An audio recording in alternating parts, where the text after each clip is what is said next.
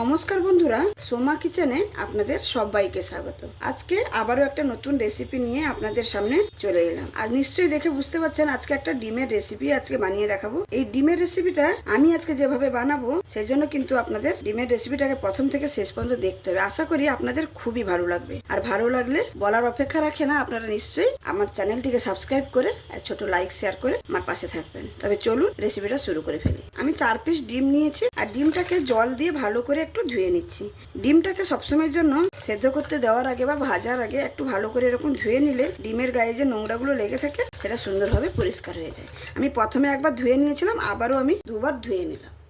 ডিমটাকে সেদ্ধ করার জন্য দেখুন একটা কড়াই বসিয়ে নিয়েছি। কড়াইতে পরিমাণ মতন একটু জল দিয়ে দিয়েছি, দিয়ে আমি ডিমগুলোকে সেদ্ধ করে 4টা ডিম আমি এখানে দিয়ে দিয়েছি। আর তার সঙ্গে সামান্য একটু লবণ দিয়ে দেবো। এই সেদ্ধ করার সময় যদি একটু লবণ দিয়ে দেওয়া যায় তাহলে ডিমের খোসাটা সুন্দরভাবে কিন্তু ছাড়ানো যায়।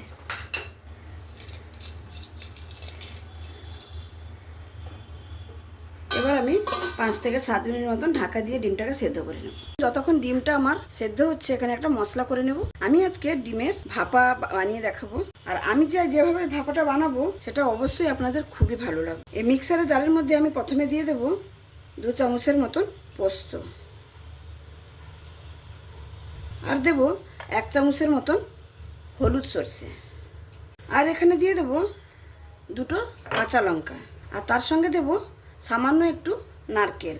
এই নারকেলের দেখুন পেছনের এটা আমি ভালো করে পরিষ্কার করে নিয়েছি, যে কালো অংশটা থাকে পরিষ্কার করে নিয়েছি। আর দিয়ে দেব সামান্য একটু জল, দিয়ে এই মশলাটাকে ভালো করে পেস্ট করে নেব। এখানে মশলাটা সুন্দরভাবে পেস্ট করে নিয়েছি। দেখুন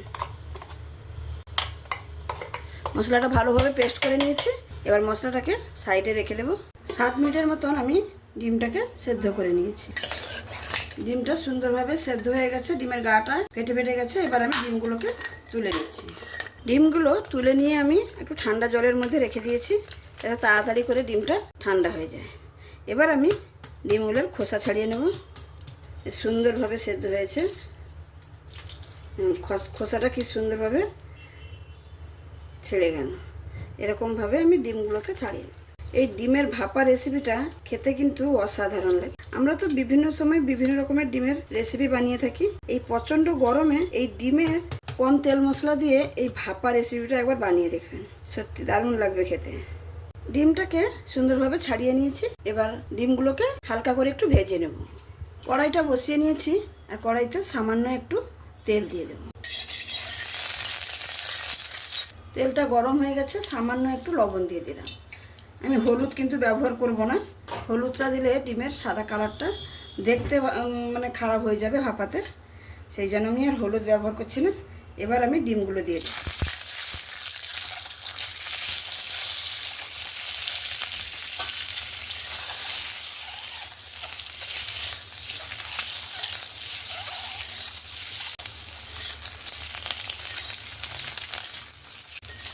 ডিমটা হালকা লাল লাল করে ভেজে নিয়েছি, এবার তুলে নিচ্ছি। ডিম ভাজার পরে সামান্য একটু তেল কড়াইতে আছে। আমি ওই কড়াইতে সামান্য একটু রসুন, এই 2 কোয়ার মতন রসুনকে আমি ছোটো ছোটো করে কেটে নিয়েছি। অনেকে ডিম ভাপাতে পেঁয়াজ রসুন ব্যবহার করে না, কিন্তু আমরা যে ডিম ভাপাটা করি আমাদের বাড়িতে, আমি কিন্তু পেঁয়াজ রসুনটা ব্যবহার করি। একটা ছোটো সাইজের পেঁয়াজ আমি কুচিয়ে রেখেছিলাম, আর তার সঙ্গে দিয়ে দেবো টমেটো। এই টমেটো পেঁয়াজ রসুনটাকে একটু হালকা করে আমি ভেজে নেব। মানে টমেটো আর পেঁয়াজের যে গন্ধটা আছে সেই গন্ধটা চলে যাবে, আর পেঁয়াজটা একটু ভেজে ট্রান্সপারেন্ট মতন হয়ে যাবে।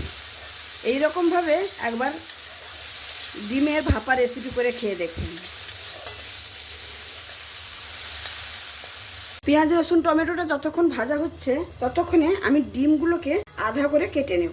আধা করে কেটে নিলে এই ডিমের মধ্যে কিন্তু ফ্লেভারটা সুন্দরভাবে যাবে, আর ভাপাটা খেতে কিন্তু অসাধারণ লাগবে। আর আপনারা যদি গোটাও রাখতে চান তাহলে কোনো অসুবিধা নেই। যখন আমি ডিমটাকে ভাজলাম তেলের মধ্যে দিয়ে, সেই সময় ডিমের গাটা একটু চিড়ে চিড়ে নেবে, ওর মধ্যেও ফ্লেভারটা চলে যাবে। আমি ডিমগুলোকে সুন্দরভাবে কেটে নিয়েছি 2 ভাগ করে। ডিমের ভাপাটা আমি যেই বাটিতে বানাবো সেই বাটিতে আমি মশলা যে বেটে রেখেছিলাম সেই মশলাগুলো দিয়ে দিচ্ছি। সমস্ত মশলা আমি ভালো করে মিক্সার গ্রাইন্ডার থেকে বের করে দিয়ে দিচ্ছি। আর বাদ বাকি মশলাগুলো যে লেগেছিল সেটা আমি একটু সামান্য জল দিয়ে ধুয়ে নিয়েছি। ধুয়ে ভালো করে জলটাও আমি বাটির মধ্যে দিয়ে দিলাম। এবার আমি এতে সামান্য একটু গুঁড়ো মশলা দিয়ে দেবো। সামান্য, দেখুন একদম সামান্য একটু ঝাল লঙ্কার গুঁড়ো দিচ্ছি। ঝালটা যে যার পছন্দ মতন ব্যবহার করবেন। আমি এখানে 2টো কাঁচা লঙ্কা বেটেও দিয়েছিলাম। তার সঙ্গে দেবো পরিমাণ মতো লবণ। আর তার সঙ্গে দেবো, দেখুন এখানে সামান্য একটু কালো জিরে। এই কালো জিরেটা অবশ্যই ব্যবহার করবেন, দেখবেন এর স্বাদ কিন্তু দ্বিগুণ করে দেবে। আর এখানে আমি ব্যবহার করব সর্ষের তেল। এই সর্ষের তেলটা আপনারা যে যেরকম কম বেশি তেল ব্যবহার করতে পছন্দ করবেন সেরকমভাবে তেলটা ব্যবহার করবেন। আমি এখানে অল্পই ব্যবহার করেছি। দিয়ে ভালো করে আমি মিক্স করে নিচ্ছি। আর সামান্য আমি একটু চিনি ব্যবহার করব। এই ভাপা রেসিপিতে একটু চিনি ব্যবহার করলে খেতে ভালো লাগে। চিনিটা দিয়েও আমি ভালো করে মিক্স করে নিচ্ছি। এই ডিমগুলো যে আমি কেটে রেখেছি সেইগুলো দিয়ে দেব। আমি এরকম উল্টো করে দিয়ে দেব। সমস্ত ডিমগুলো আমি এরকম বাটির মধ্যে সুন্দরভাবে এরকম সাজিয়ে দেব। দেখতে পাচ্ছেন আমি জলটা, মানে মশলা ধুয়ে জলটা যে ব্যবহার করেছি, জলটা এমন পরিমাণে দিয়েছি ডিমগুলো যেন এই গ্রেভির মধ্যে সুন্দরভাবে ঢুকে যায়। এরপরে আমি ভেজে রাখা পেঁয়াজ, টমেটো, রসুন যেটা ভেজেছিলাম সেটা এবার উপর থেকে দিয়ে দেব। এরকমভাবে একবার বানিয়ে দেখবেন, এতটা সুন্দর হয় আমার এই রেসিপিটা, আপনারা না বানালে বুঝতে পারবেন না। এবার আমি উপর থেকে দেখুন চেরা কাঁচা লঙ্কা, সামান্য একটু চেরা কাঁচা লঙ্কা দিয়ে দিয়েছি। কাঁচা লঙ্কাটা দিয়েছি এই কারণে ওর গন্ধটা, ফ্লেভারটা এত সুন্দর লাগবে, সে খাওয়ার সময় সুন্দর লাগবে। আর উপর থেকে একটু দিয়ে দিচ্ছি ধনেপাতা। ধনেপাতা যদি না থাকে তাহলে কোনো ব্যাপার না, দেওয়ার দরকার নেই। আমার কাছে আছে বলে আমি সামান্য একটু ব্যবহার করছি। ব্যাস, এখানে আমার সমস্ত কিছু দেওয়া হয়ে গেছে। দিয়ে ভালো করে আমি একটু ধনেপাতা, কাঁচা লঙ্কা এগুলোকে একটু জুসের মধ্যে ভালো করে ঢুকিয়ে দিচ্ছি। এবার ঢাকনা দিয়ে এটাকে স্টিমে বসিয়ে দেব। আমি এখানে ভাপানোর জন্য একটু কড়াইতে জল দিয়ে দিয়েছি। আর জলে আমি এই টিফিন বক্সটা ডাইরেক্ট এরকম বসিয়ে দেব। এখানে কিন্তু আমি কোনো স্ট্যান্ড ফ্যান দেইনি, এমনি বসিয়ে দিয়েছি। বসিয়ে দেওয়ার পরে আমি একটা শিল নোড়া উপর থেকে দিয়ে দিচ্ছি। আপনারা চাইলে একটা স্ট্যান্ডের মধ্যে দিয়েও বসাতে পারেন, তাতে কোনো অসুবিধা নেই। আমি এরকমভাবে বসিয়ে দিয়েছি। এবার আমি গ্যাসের ফ্লেমটাকে মিডিয়ামে রেখে দেব। 10 মিনিট আমি এটাকে স্টিম হতে দেব। এখানে 10 মিনিট হয়ে গেছে। আমি এবার গ্যাসের ফ্লেমটাকে বন্ধ করে দিচ্ছি।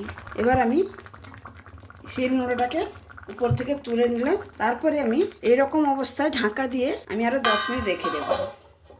কড়াই থেকে আমি 10 মিনিটের পরে ডাবাটা নামিয়ে আমি অনেকক্ষণ রেখে দিয়েছিলাম। পুরোপুরিভাবে রেসিপিটা একদম ঠান্ডা হয়ে গেছে। দেখুন ঢাকনাটা খুলে আপনাদের দেখালাম, দেখুন কতটা সুন্দর হয়েছে আর কতটা সুন্দরভাবে ডিমের এই ভাপাটা হয়েছে। দেখুন একদম গায়ে গায়ে গ্রেভি হয়ে গেছে। এত সুন্দরভাবে ভাপানোটা হয়েছে, সত্যি আমিও দেখে আশ্চর্য হয়ে গেছি। এত সুন্দরভাবে অনেক সময় করে থাকি, এতটা সুন্দরভাবে কিন্তু হয় না। আজকে যতটা সুন্দরভাবে হয়েছে। তাহলে আমার এই রেসিপিটা একবার অন্তত আপনারা ট্রাই করবেন। বিভিন্নভাবে তো ডিমের রেসিপি খেয়েছেন, এইভাবে একবার ভাপা বানিয়ে দেখবেন। এতটা সুন্দর লাগে গরম ভাতের সঙ্গে খেতে, না বানিয়ে খেলে আপনারা সত্যি বুঝতে পারবেন না। তাহলে আমার এই রেসিপিটা যদি আপনাদের ভালো লেগে থাকে তাহলে অবশ্যই লাইক, শেয়ার, কমেন্ট এবং সাবস্ক্রাইব করে আমার পাশে থাকবেন। আর আমি আমার চ্যানেলে যারা নতুন বন্ধু আছে তাদের অনুরোধ করছি তারা যেন অবশ্যই করে সাবস্ক্রাইব করে নেয় আমার এই নিত্য নতুন রেসিপিগুলো পাওয়ার জন্য। তাহলে আজকে আমি এখানেই শেষ করছি। আবার দেখা হবে অন্য কোনো দিন অন্য কোনো রেসিপির সঙ্গে। সবাই ভালো থাকবেন, সুস্থ থাকবেন, সাবধানে থাকবেন। ধন্যবাদ।